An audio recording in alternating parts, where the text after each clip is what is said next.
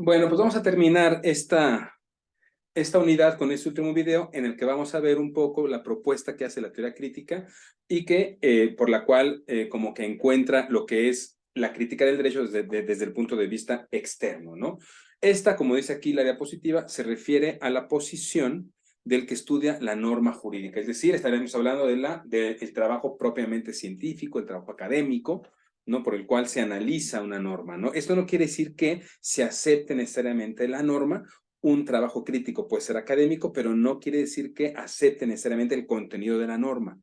Puede, como la crítica puede ser señalar que esa norma es injusta o elogiar a la norma por justa. Un estudio no crítico del derecho lo que hace es simplemente describir la norma, pero no la elogia o no la critica o no la señala por ser justa o injusta. Cuando estamos frente a un elogio de una norma por ser justa o a un señalamiento de una norma por ser injusta, estamos entrando a el terreno del análisis crítico de la norma, ¿no? A diferencia del punto de vista interno, el punto de vista externo, desde ese punto no se ejerce la abogacía. Por hablar de abogacía de la postulación que hace el abogado en tribunales, no se propone dictar sentencias, no se propone producir algún acto legislativo o administrativo, aunque puede ser que del trabajo científico derive precisamente esto, ¿no? Es decir, podemos encontrar en sentencias a jueces o a juezas que utilizan el trabajo académico para justificar el sentido de una sentencia. O podemos ver, por ejemplo, que las propuestas legislativas que hace algún legislador pueden tener sustento en el trabajo académico, ¿vale? O la abogacía, ¿no? El litigio que hace un abogado, una abogada, puede sustentarse en el trabajo académico, ¿no? Pero el objetivo principal del lenguaje académico no es realizar esto en el ámbito interno, sino realizarlo en el ámbito externo. Para comprender a cabalidad qué quiere decir crítica jurídica desde el punto de vista externo, tenemos que diferenciar, lo que hace la teoría crítica es diferenciar entre dos tipos de estudio, el estudio deóntico y el estudio crítico, que son diferenciaciones o son distinciones que ya hemos hecho en nuestro curso, ¿no? El estudio deóntico del derecho, pues entraría dentro de lo que ya hemos conocido como teoría tradicional del derecho, ¿no? Es aquel trabajo, aquel estudio que solamente se limita a describir conductas que la norma modaliza. ¿Sí? ¿Cuáles son los modos que la norma contempla? Prohíbe, ¿no? Obliga, permite, ¿vale? Solamente estoy describiendo lo que dice la norma. Algo muy sencillo donde podemos encontrar esto sería agarrar cualquier libro de estos clásicos del derecho que se desarrollaron en México, principalmente en las décadas quizá de los 50 a incluso hasta principios del siglo XXI,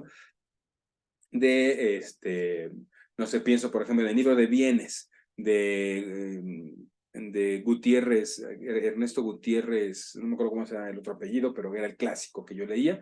Lo único que hace es describir las normas que establece el Código Civil y quizá poner algún ejemplo, ¿no? O los libros incluso el propio juicio de amparo de Burgoa, lo que hace es describir las diversas líneas que se pueden abrir en el juicio de amparo, ¿no? Quizá poner algunos ejemplos, pero hasta ahí lo único que hace es describir lo que se prohíbe, lo que se obliga, lo que se permite, ¿no? Por lo tanto, lo que hace, dice la teoría crítica, es transmitir de manera incluso medio oculta, ¿no? Información incluida, ¿no? Más allá de la apariencia del lenguaje jurídico. Es decir, hay un mensaje generalmente oculto que nos dice la teoría crítica que tiene la norma. Por ejemplo, la norma, una norma laboral, puede transmitir un mensaje oculto por el cual se legitima una relación inequitativa, ¿vale? Y entonces, al ponerla en la norma, lo que yo hago no solamente es aprender lo que tiene la norma, sino que estoy de cierta manera entendiendo que esa relación que de suyo o de naturaleza es inequitativa, ¿no? Es desigual, la estoy, ¿cómo se dice? La estoy validando, ¿no? Esto lo podemos ver también, por ejemplo, pensemos en el Código Civil de la Ciudad de México, en algún momento establecía que una mujer que quiera trabajar tiene que tener el permiso de su marido, ¿no? Yo podría describir esta norma, ¿no? Una mujer para trabajar requiere el permiso y este permiso debe ser por escrito, etcétera, etcétera. Yo describo la norma y establezco las diferentes rutas para hacer válida esa norma. Incluso puedo establecer cuáles son los casos excepcionales de la aplicación de esta norma, pero no estoy criticando lo justo o injusto de la norma, ¿no? Si yo establezco que para que un niño o un adolescente salga del país requiere, en principio, el permiso de ambos padres, esa es una norma que puede ser justa o injusta, pero si yo no entro a analizar esto, Lo único que voy a hacer es simplemente describir el contenido normativo y describir los posibles escenarios donde esa norma se va a aplicar, ¿no?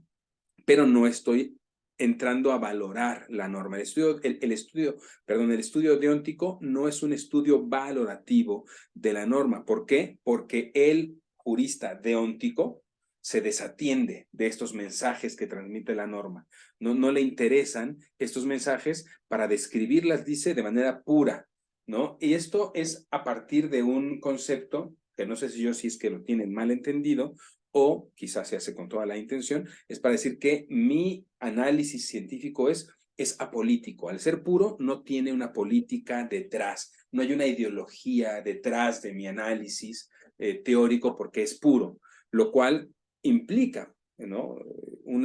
O tiende a legitimar la norma que se está describiendo, independientemente de si esta es justa o injusta, ¿no? Por ejemplo, yo recuerdo, vamos a un ejemplo extra quizá normativo o metajurídico, pero que también tiene implicaciones en el derecho, cuando sucede en Oaxaca en el 2006, hay un conflicto social entre un grupo que se llamaba la APO, ¿no? Y un grupo de policías del Estado. Hay un conflicto social, hay un conflicto que llegó a un conflicto físico, pues hubo personas muertas, personas detenidas, etcétera. Salió un grupo social, ¿no? A marchar días después diciendo, yo soy neutral, ¿no? Ya no queremos violencia, pero yo soy neutral. Tú no puedes ser neutral, aunque quieras hacerlo aquí en la mente. No, cuando hay asesinatos de personas, tú no puedes plantear un tema de neutralidad, porque ser neutral es una posición política que tiende a favorecer a aquel grupo que ostenta el poder político, el poder militar, el poder económico, etcétera, etcétera. Entonces, tu neutralidad es aparente, ¿no? Porque incluso aunque tú no quieras, esa neutralidad tiende a legitimar normas que pueden ser consideradas injustas. Lo mismo pasa con el análisis deóntico del derecho. Si yo me dedico simplemente a describir una norma, ¿no? Esa descripción no es pura o no tiene, no es una descripción que no tenga efectos o que no tenga un impacto político, sino que tiene todo lo contrario. Esa descripción lo que hace es que tiende a legitimar, aunque no utilice yo esta palabra de legitimar, tiene a legitimar esa norma porque simplemente estoy dedicándome a describirla y a darle todo un aro, ¿no? de validez científica. Sin embargo, cuando yo hago un estudio crítico, sí entro a la valoración ética de la norma y por lo tanto describo si la norma es justa o si la norma es injusta a partir de una serie de elementos que ya veíamos en el primer video, ¿no? Ya sea porque la desmenuzo, ya sea porque mido su impacto, ya sea porque entro a compararla o analizarla desde desde una concepción valorativa o desde ciertos valores morales éticos, etcétera, ¿no? Por lo tanto, la deóntica jurídica debe ser considerada política del derecho, pero no política crítica. Es política del derecho porque tiende a transformar una situación y a fortalecer esa misma situación. Los resultados de la ciencia jurídica deóntica no son en la realidad meramente descriptivos, sino que esa descripción tiene un efecto prescriptivo, porque representa y legitima una ideología jurídica específica. Y esto es muy importante que lo asumamos desde los estudios primeros o desde los primeros estudios del derecho. Esto es lo que dice Duncan Kennedy en este libro que les he mencionado de La enseñanza del derecho. Si yo tengo una enseñanza meramente descriptiva, lo que voy a hacer es esto, ¿no? Generar un grupo de trabajadoras o trabajadores del derecho que serán simplemente técnicos jurídicos que lo que harán será repetir los mismos pasos que prescribe la norma y con eso se estará legitimando constantemente ese proceso o ese procedimiento, aunque ese procedimiento pueda ser de suyo injusto. El estudio crítico del derecho va por otro lado, ¿vale? Es una actividad que se hace desde una posición analítica, como lo veíamos en las primeras diapositivas, desmenuzo todo el contenido de la norma y por lo tanto es además contestataria, porque al desmenuzar toda la norma, yo lo que hago es determinar o al menos cuestionar si esa norma es justa o es injusta y denuncio cualquier norma que legitime un uso arbitrario del poder o denuncio cualquier posibilidad de inequidad política que se encuentre contenida en la norma. Vamos a ver ahora un ejemplo, ¿no? Criticar las normas descritas supone dejar de manifiesto este rechazo ético-político de la norma injusta, lo cual supone que yo me estoy adscribiendo a un conjunto de valores éticos y morales previamente aceptados, ¿vale? Entonces, el jurista crítico tiene una posición ética de base. ¿no? Tiene criterios o valores éticos, morales muy bien cimentados, los comprende, los entiende, ¿no? Y dice, a partir de esta valoración ética moral es que yo critico la norma, ¿vale? Y a veces podemos tener esta posición previamente aceptada sobre algunos valores morales sin que nos demos cuenta. Por ejemplo, pongo aquí yo un ejemplo, ¿no? Por ejemplo, verbigracia, o por ejemplo, si aceptamos que la tortura es contraria a la dignidad humana, aquí ya estamos posicionando un valor ético-moral. La dignidad humana está por encima de cualquier mecanismo o modelo de investigación que queramos establecer. O estos mecanismos de investigación que utiliza la policía, por ejemplo, deben supeditarse o no deben ser contrarios a la dignidad humana.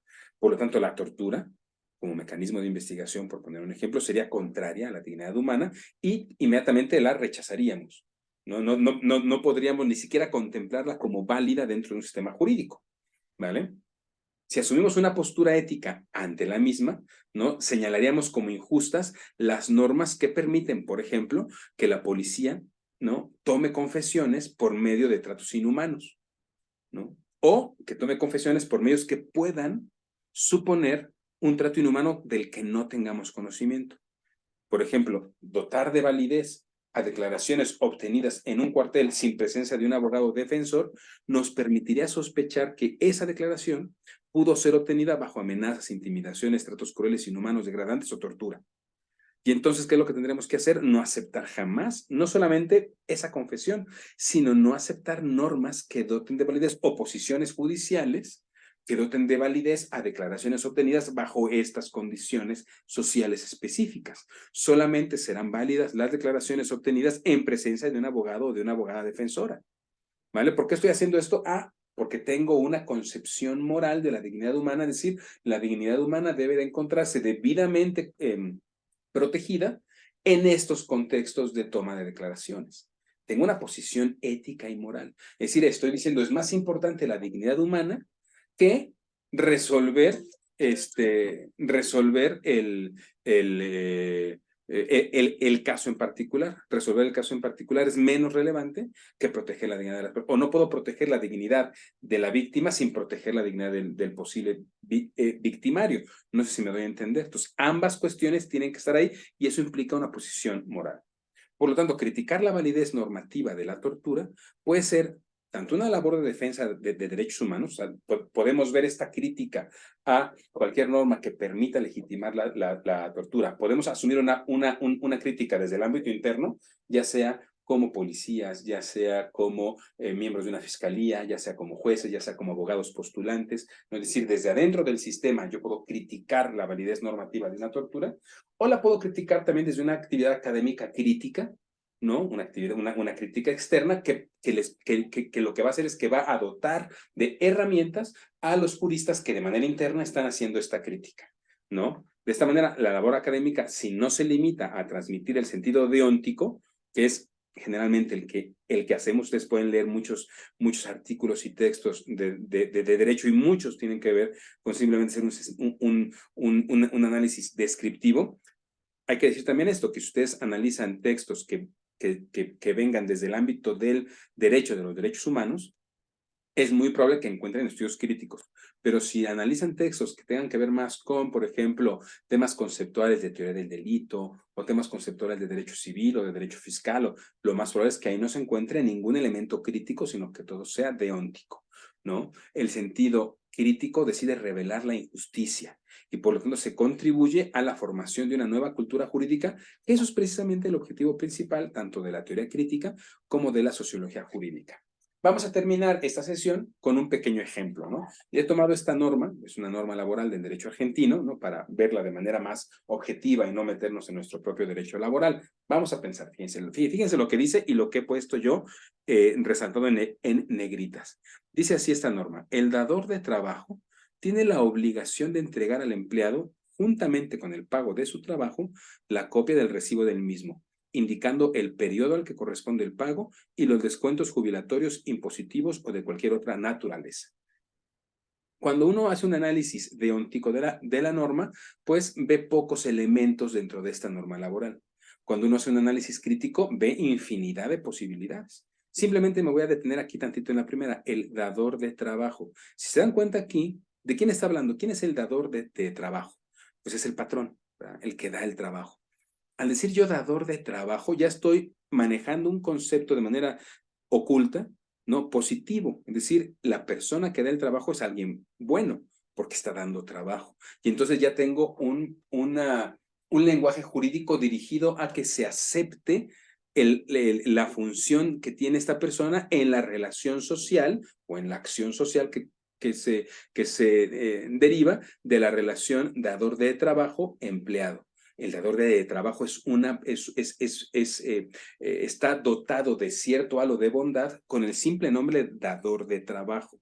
Si utilizo otro nombre, yo podría, por ejemplo, utilizar otro nombre, el explotador, ¿no? Laboral. Y aquí, ¿qué es lo que estaría haciendo? Pues estaría cometiendo exactamente el mismo error, solo que al revés, ¿no? En lugar de dotar de un halo de bondad, ahora doto de un halo de maldad. El explotador laboral tiene la obligación de entregar al empleado. Entonces, ¿qué es lo que tendría que ser una norma? Establecer mecanismos quizá más equitativos en el lenguaje. Pues podría yo poner el patrón, ¿no? El patrón no tiene una connotación en principio ni negativa ni positiva. El dador de trabajo tiene una connotación positiva y entonces ya me doy cuenta de una norma que va dirigida a la protección de un grupo en específico, ¿no? Ese grupo es el grupo que concentra la producción del derecho, ¿no?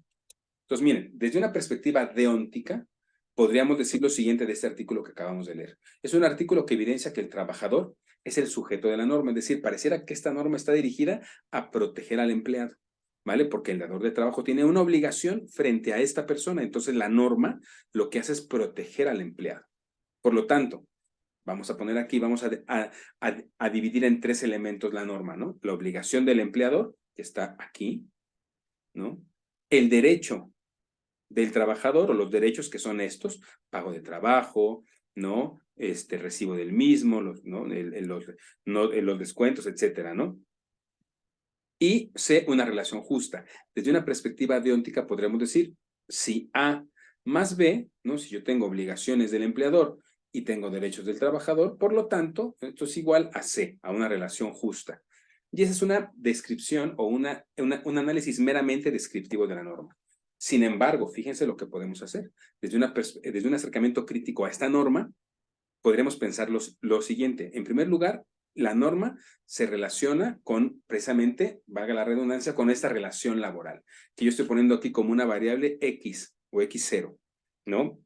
Esta variable X0, que es la relación laboral que nos plantea esta norma, que hay una relación laboral del dador de trabajo con el empleado, podemos tener dos variantes, X1, relación laboral justa, o X2, relación laboral injusta, ¿vale? Es una variable dependiente porque esta variable es cambiante. Puede cambiar de laboral justa a laboral injusta, ¿vale? ¿Depende de qué? Depende de otras variables, ¿no? Las variables independientes que yo ubico en este mismo texto normativo, ¿no?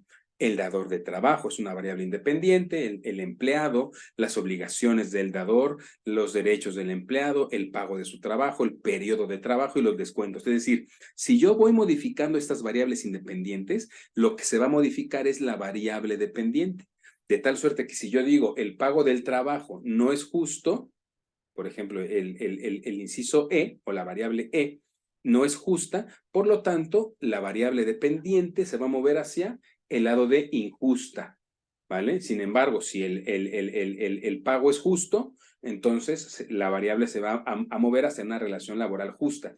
No sé si logro explicar lo que es una variable independiente de una variable dependiente, ¿vale? Las variables independientes son fijas y hacen que se mueva la variable dependiente. Depende su movimiento, su transición, depende de cómo cambian las variables independientes. Y entonces estas variables independientes pueden tener, fíjense nada más todo lo que puede hacer el análisis crítico, pueden tener diversas modalidades. Yo no hablo nada más de dador de trabajo.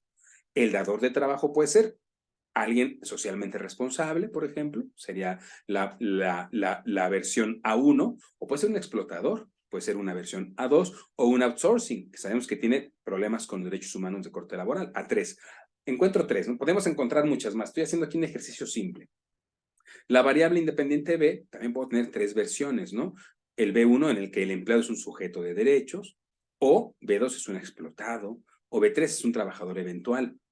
La variable C, obligaciones del dador de trabajo, ¿no? Puedo tener dos variables, C1, ¿no? Estas obligaciones están contempladas en la norma y tienen posibilidades sancionatorias, o C2, no están contempladas en una norma y o no tienen posibilidades de ser sancionatorias el incumplimiento de dichas obligaciones. Los derechos del empleado, puedo tener dos variables, ¿no? D1 están reconocidos en normas nacionales y o internacionales, o los derechos del empleado no están reconocidos en normas nacionales y o internacionales, ¿no? En la variable E, el pago del trabajo, puede ser un salario digno o puede ser un salario no digno.